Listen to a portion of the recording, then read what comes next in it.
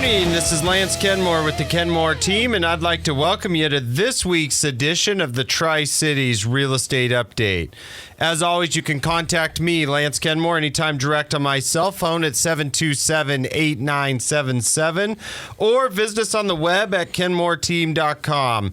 Once again, I always like to thank John for hosting and everybody here at the station for working to make this happen. John McKay, how you doing over there? Oh, what a week it's been. Hey, I got a new cell phone. Oh, you did? We're going to keep things light and bright here. We're going to keep things light and bright. Absolutely. It is COVID-19 update number 10. Good morning. This is Lance Kenmore with the Kenmore Team, and I'd like to welcome you to this week's edition of the Tri-Cities Real Estate Update. As always, you can contact me, Lance Kenmore, anytime direct on my cell phone at 727-8977, or visit us on the web at kenmoreteam.com. Once again, I always like to thank John for hosting and everybody here at the station for working to make this happen. John McKay, how you doing over there? Oh, what a week it's been. Hey, I got a new cell phone. Oh, you did? We're going to keep things light and bright here. We're going to keep things light and bright. Absolutely. It is COVID-19 update number 10. Yes. You did have to give me a break last week. Mm-hmm. I was moving. Yes. Yes. So Kenmore Team has new offices. Right there on Steptoe. Beautiful new offices in Steptoe. Now, I'm not sure if it matters because we can't be open. Oh, sorry. I thought we were keeping it light. I guess I'm not going to tell you that 7 counties have already been approved to move to phase 3. Okay, gotcha. So no, Yeah. we have physically moved, but we are not allowed to be open to the public until phase 2 here. So, but I guess the bright side of that is giving Karen and I a lot of time to, get computers hooked up and get everything in the right spots. And and as most people do in my industry, I drastically underestimated the amount of work it is to move. And I'm in the industry. I should know better. Did you label all the boxes and what room they go to? We did follow our advice that we've given on the moving shows that we've done. So it did help me a lot. But there's always some of that last minute stuff. Like you weren't sure where that desk was going to go. And so instead of a 7-foot network cord, I need a 10-foot network cord. Luckily, thank you to Amazon and their workers. I have been ordering a lot of cords and connections, and so we're excited we can't wait till we can move to the next phase, get open, and start to let people enjoy the environment that we've created for the team and the public. So looking forward to that, but we do. We always like to start off with our crazy celebrity real estate story. Okay. And this one comes out of New York. And so there's an iconic New York resort called the Scott's Family Resort. And this is on Oquaga Lake, which is in New York. And this resort was featured. I did not watch this show, but a bunch of my team did. The Marvelous Mrs Mazal was a Netflix series that was on. There was some buzz about it a couple months ago. And so they filmed at this resort. And this is a 1,000-acre property that has a spring-fed lake, tennis courts, volleyball, 18-hole golf course, main house, and a number of cottages. And that's being sold for $6 million, which when I broke it down on the price per acre and the history there, this resort had been in this family for 6 generations. Wow. I went back and looked, and the original homesteaders came there in 1845 with that family, and now they're selling it. So, which is kind of, that's a long time. Yeah. Kind of in the article, it alludes to some health issues that the current owners were having. So that is something that we see drives a lot of sales. In fact, I can go back over the last couple of months and... Isn't that kind of cheap? for New York. Well, 1,000 acres, cottages, and a house for $6 million. I mean, it needs a makeover for sure, okay. But still, I kind of broke that down and said, at 6,000 an acre, if you look at land or farm ground around here, you're going to be hard pressed. You're not going to be able to find that. And so to get all of that on the lake, like I think that one's going to get picked up there for sure. Now, looking at I thought, like McKay said, let's keep this a little bit light and bright. I think we have enough non-light and bright stuff to deal with in the community and the world. But looking on the real estate side, before I get into some of the numbers, I do want to start with some of the positive news coming back out of the real estate market. And the first one is mortgage purchase applications came in higher for the 7th week in a row. Wow. And so those are up 18% year over year. And that's good, some good news, because we saw those back when COVID started, and we saw those in March and April really start to, they kind of had to hit a low and drop off, and we've seen that come back. And as counties start to reopen, and nationally we see states start to reopen, we're seeing those numbers come back, and so that's a positive sign in the industry that we're looking at there. Now, talking about Washington State and some of the things that have been going on as it relates to real estate. Some of the state obviously in phase 2, like you said, McKay, some counties even moving to phase 3 or able to apply for that. But some very specific real estate stuff that came out this week. And for those out there that have rentals or deal with tenants. Oh, yeah. They extended the eviction thing. Exactly. Inslee extended the protections for renters, and the moratorium on evictions through August 1st is now through August 1st. And so that's a big deal out there. And just some points of the proclamation were, number one, it prohibits any sort of retaliation against any tenant who invokes rights or protections under the proclamation. Sometimes I read this stuff, and I look at what's going on in the world, and I think, isn't that you would think that's obvious, right? Mm-hmm. So some of it sometimes I'm like, man, they have to, put this out there. That one seems like obvious, right? Like someone's dealing with a COVID issue, you're not going to be hassling them, but it's not obvious. And so they're putting this in the proclamation. That's the same reason why there's a sign on the bottom of your toaster that says don't use it while you're in the bathtub. You're exactly right. The next major point in there. Now, this was a good one to prevent abuses of this moratorium, is that they establish a minimum 14-day length of stay at a hotel or motel in order to trigger the application of this proclamation to those dwelling situations. So in English, what does that mean? They had people, when this proclamation first came out, move into a hotel for a couple nights, 2 or 3 nights, stop paying, and then continue to live there. Wow. And then under the guise of this proclamation, say that they couldn't be evicted and you couldn't get them out of it. So obviously we saw some abuses of this start to happen right away.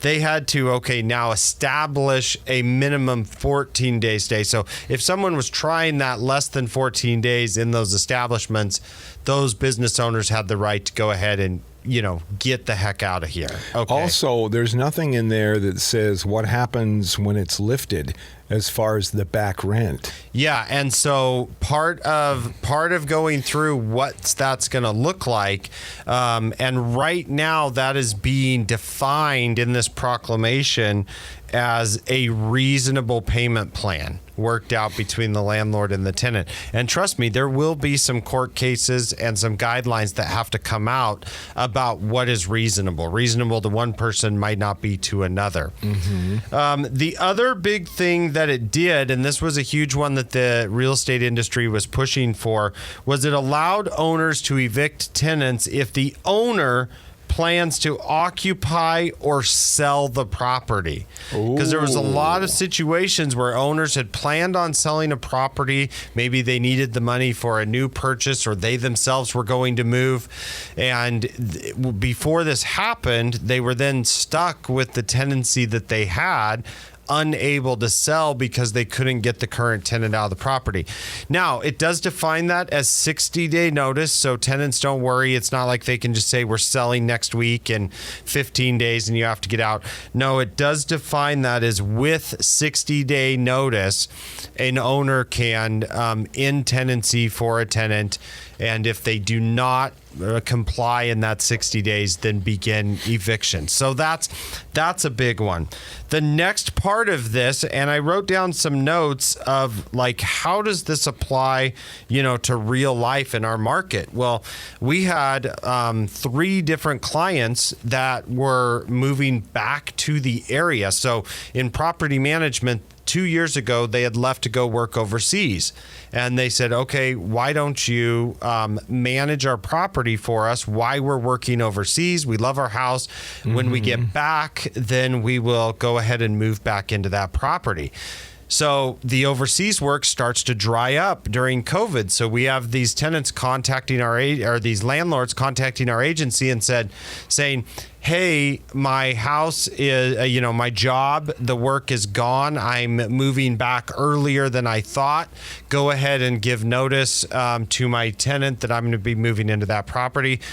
We couldn't do it before, so we had issues with that going on. So this starts to solve some of that, of what we're seeing. And so we're starting to see some of these additional guidelines that come out with these extensions.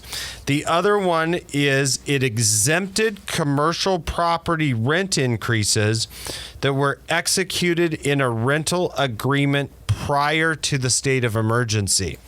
So this is a big one for our commercial market locally, and this was kind of an ambiguous unknown. And that is the fact, say 3 years ago in commercial leasing, a lot of times there are yearly rent escalations.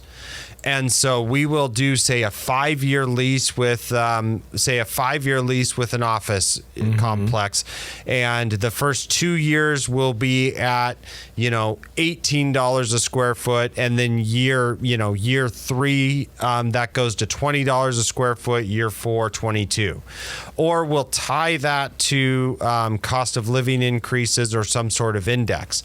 Very, very normal in the commercial market to see that. Well, the ambiguous part that started to happen is when these basically rent freezes went into place and that you couldn't give notice that rent was increasing, the commercial world was stuck saying, can we really institute these automatic rent increases during this time period? There were a lot of tenants that said, no, I'm sorry, you can't. And the landlords are like, no, this was predetermined. You're still operating. We can. This clarified that those automatic pre-negotiated rent increases could happen during this order. So some things that really come into play in our local market. The next thing that we have to look at is, and this is where I really encourage people to reach out to us if you're managing your own properties or you have questions about property management. These have massive implications to your properties and what you can or can't do. And you look at what are some of the penalties that can happen. Well, they've already happened, and an out-of-state firm found out the hard way of what that was like. So JRK Residential Group is a real estate investment firm and a property management company. They manage some apartment complexes in the Puget Sound, Tacoma area. They did, and here we have a corporate location out of state didn't quite realize what was happening with our stay-at-home order, continued to issue notices in March and April about late rent to tenants, and then there must have been something else going on, and we're not getting the full story. State of Washington goes after JRK Residential Group, and they end up settling that for $345,000. Just follow the dollar signs. And so full rent forgiveness in April 2020 for the 14 tenants who received a notice to pay or vacate. That was $26,000 of rent forgiveness. $500 payments to 257 tenants who were behind on rent and got notices for $128,000. And then $100 payments to 1,100 tenants who received letters but were not behind on rent. I don't know why they got letters, but they did. That cost that company another $118,000, and then they had to also cover attorney's fees. So this is happening. Enforcement is happening. If you're managing a property and you do not currently have professional property management, we have been doing a ton of virtual presentations for clients. My team's been getting on the Zoom calls, talking to them. Give us a ring. We would love to help out with that. We are on this stuff hourly, daily, and helping our landlords stay compliant. So we have a lot of difficult conversations with our landlords right now. But the more difficult conversation is a company like this JRK, who has now massive fines that, I mean, you thought your bottom line was jeopardized before. Now you're adding that into it. We would love to help with that. Go to kenmoreteam.com, shoot us a message. We'll get you to property management. Like I said, we're scheduling a ton of virtual presentations right now. We've signed up a lot of new properties to manage for landlords during COVID. And so that portfolio is growing, and that service is more important than ever to those landlords.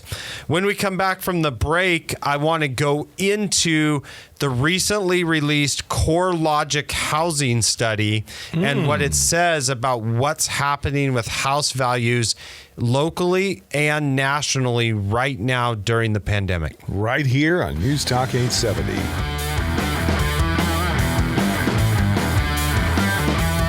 Welcome back to the Tri-Cities Real Estate Update. We've been talking about our continual moratorium, eviction moratorium, some of the different orders that have been coming down in the last week. And, you know, here we are at installment number 10, and we would have thought some of this would have calmed down a little bit, but it seems like we're still getting those changes, and it's a lot to keep up with. The good news is that the real estate market itself has been heating up quite a bit. And the economy nationally has been recovering. And better than people thought. Those things have been recovering. And, you know, people are starting to get used to the way that we're doing things, the virtual tours, the looking at those listings online, narrowing those down, the showing still with one person at a time. You know, we've been able to make those adjustments to safely still get that business done.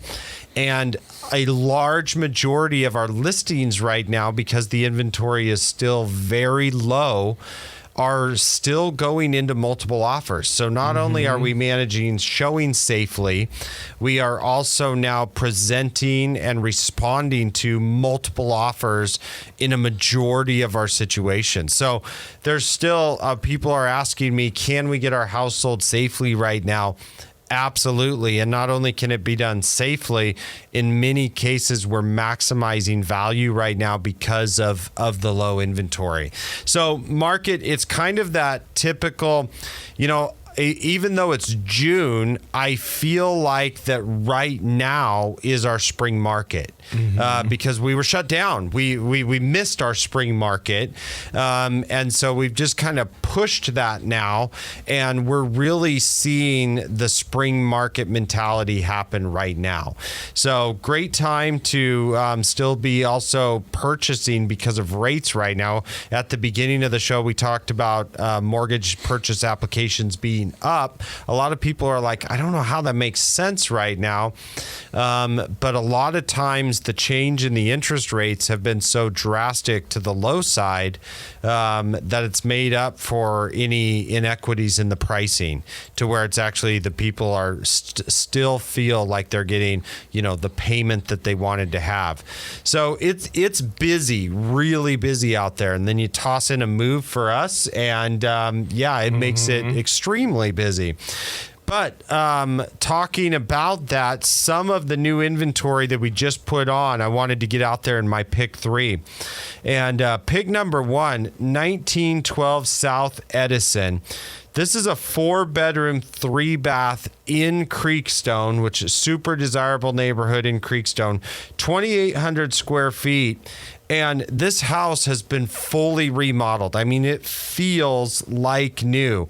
And I mean, they've just done a great job. I mean, you look at the design trends and what's on HGTV right now, and this family, the accent pieces are just fantastic. You've got a dream gourmet kitchen, large island, granite countertops, stainless steel appliances. You've got durable engineered hardwood flooring and tile on the main level. And I mean, they totally did this kitchen remodel right. I mean, you've got subway tile. And it's very light colored. I mean, it just absolutely very, very well done, like staged. I mean, I ask people all the time, this is one of the houses where you're like, do people live here? Because this is not how I live. And so anyway, it's gorgeous. Upper level, you've also got your master suite, awesome master bathroom with tile flooring, corner soaking tub, 2 additional secondary bedrooms, and then it could be a 4th bedroom or currently set up as just a great like theater room. So awesome with a little popcorn stand and bar over in the corner. Yeah, during quarantine, that's the room you're going to find me in for sure. Fully fenced backyard, and this is coming in at $485,900. Great property. Pick number 2, I'm going to take you over to Richland, 1041 Cromwell, and this has got that South Richland location, 4-bedroom, 2-bath. It's a rambler with a bonus room. It's in Brookshire Estates, so that's getting you into the White Bluff School District, which is highly sought after. Walking distance to a community pond, close to shopping. Nice property. Master suite has a walk-in closet, private bath with dual sink vanity, soaking tub, separate shower, all the amenities. Upper level bonus room could be a second family room or could be another bedroom. Love that bonus room option over the garage. And this is just a fabulous property, and it's coming in at that price point. Tri-Cities, it's crazy to say this is about that average price point right now, but that's coming in at $370. And I think last month our average price point was $340. This home does not feel like it should be at the average price point. This feels like you're living in an upgraded, awesome property. And then I'm going to hit all 3 cities this week on my pick 3. Pick number 3, I'm going to take you over to 523 South Cedar in Pasco. And Mod Housing has done it again, and they've got a 3-bedroom, 2-bath, brand new construction townhouse that they've wrapped up. They've been able to go back to work safely, get construction back rolling. And so here's some of our benefits of that happening. 3-bedroom, 2-bath townhouse, brand new construction, 1163 square feet. And that's coming in at, I said that, new construction, $213,000. Wow. So 3-bed, 2-bath townhome at $213 with the rates at where they're at right now. You can't rent it for that. No. And so this is a great property to take a look at for somebody that wants to get into entry-level housing.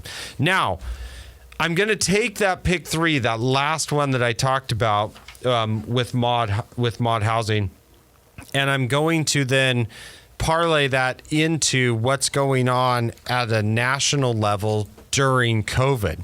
So I really pay a lot of attention to the CoreLogic Case-Shiller Housing Indexes. And that's what really tells us what's going on with housing.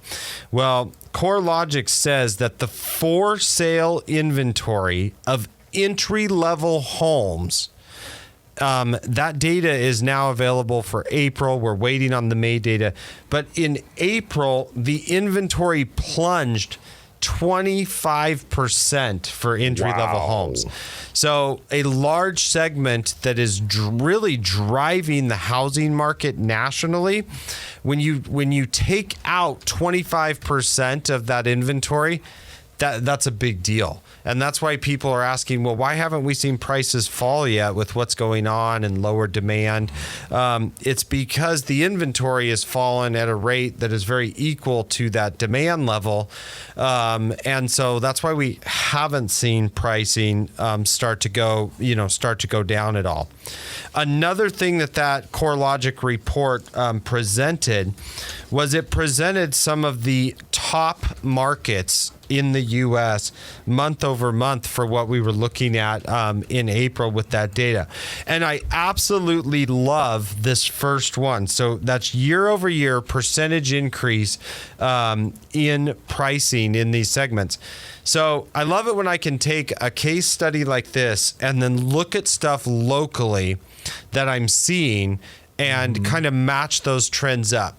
So I'll tell you what, over the course of the last 2 weeks, I think if you are on Facebook at all, it would be impossible not to find a Facebook update or a friend that had posted pictures of themselves in Idaho at a restaurant or going on a trip out of town to go somewhere that was open. And they're saying stuff like, I'm just going to move to Idaho. And, this is crazy. Like, I mean, McKay, have you seen that on your Facebook? Okay. Wait till the 4th of July comes around. Yeah, absolutely. And so here's what we've got. The only state to be year over year up over 10%. I'm going to give you 3 guesses, and the first 2 don't count, to what state that was. Famous potatoes. It was Idaho. I looked at the graph and I said, you got to be kidding me. This looks like a representation of my Facebook page. And so obviously, it's not just an indication of what's happened in the last month or 2. But I'm not saying, though, that type of attitude towards a state like that causes graphs like this to happen. And so you look at the demand and, I was in Lowe's yesterday and a guy's like, hey, Lance, I'm getting my house ready to sell. I'll call you in 4 months. A year ago, we bought in Sandpoint, and another friend was like, we bought in Coeur d'Alene. We're retiring, and I would live in Rathdrum in a heartbeat. Yes, absolutely. And so 4,000 people, and everybody's backyard looks like the River of Fire on the 4th of July. And then they shut it down at midnight, and you don't hear a peep. Absolutely. Then they're done that. So it was kind of interesting to see what that looked like. But yeah, Idaho coming in at number 1. Arizona has done really well this year. Wow. Sunbelt states, a lot of people, snowbird. And yes, granted, it is miserable in June, July, and August with the high temperatures, but a lot of people just the humidity, just making the decision to stay, to go ahead and stay. So they've seen a big increase. And I would imagine there are some states that have just fallen off the hill, though. And then there's some states that are starting to fall off the hill. And what this report goes into is top markets that they feel are at risk of a home price decline. And a lot of those markets are vacation markets. And so you look at on the list, you have Cape Coral, Fort Myers in Florida, very high, above 60% probability to see a price decline in the next 12 months. College Station in Bryan, Texas, first time I've seen a Texas town on that list list in a while. Sarasota, Florida, they're looking at the trends of the economic data, and guys way smarter than I am putting this CoreLogic study together. And so they list those top 5 markets that are likely to see a price decline, and like 4 out of the 5 are secondary home vacation type of markets, looking to probably take a hit during something like COVID. It only takes a family 1 season or 2 seasons of not using a second vacation home to then decide to sell it or not go there, or maybe not be able to travel there. So interesting, very, very interesting to look at that. Now that corresponds with what I've been saying about inventory, because it's gonna take an inventory increase to see some of those prices decline. Like I've mentioned before, here in Tri-Cities, we are a long ways away from an inventory increase. I've kind of been mentioning on the show that unicorn number of 1,000 homes on the market. We're gonna have a 1,000 homes active party on the radio show when that happens. But we're a ways away from that. We still have high demand. I talked about, instead of being a secondary vacation market where not as many people are going, Tri-Cities, we're kind of getting the positive results of being a secondary market to live in, because we don't want to be in metros like Portland and Seattle anymore, having just experienced that the last 5 or 6 months. Yeah. So on the opposite side of things, we're seeing demand still increase for our available inventory that we have, and that's what's keeping our prices steady right now. And in the foreseeable future, I'm not a CoreLogic expert, but you don't see Richland, Kennewick, Pasco, really listed on that report as one of those top markets. And so that's some of the data that we're dealing with and looking at on a consistent basis to find those trends and bring that information to our clients and to our customers. Like I said, Zoom meetings, virtual walkthroughs, getting homes virtually staged, getting homes shown, and getting multiple offers. That is keeping us absolutely busy right now and able to really transact business in a way that we probably didn't do just 6 months ago. And quite honestly, I'm super excited about it. The technology implementation that we've had over the course of the last 2.5 months has been absolutely incredible. Also super excited to announce our new address at 9025 West Tucannon.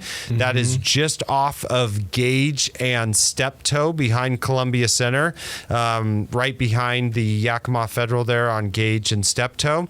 I've got a Kenmore Team sign up on the side of the building so you can find us. And we're super excited when we get to phase 2 to be able to safely reopen to the public so we can show off some of that space and technology to everybody, and looking forward to doing that. In the meantime, I will be setting up computers, hanging towel dispensers in bathrooms, and studying the real estate data to help you guys out. And we will be right back here next week. Right here on News Talk 87.